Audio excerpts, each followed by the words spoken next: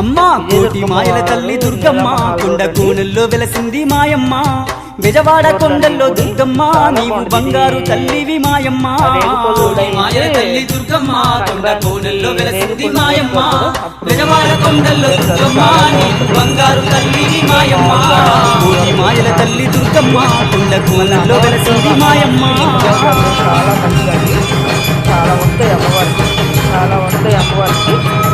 అలాగే హోమం చండీ హోమం కూడా జరుగుద్ది, సంవత్సరానికి ఒక కళ్యాణం జరుగుద్ది అమ్మవారికి.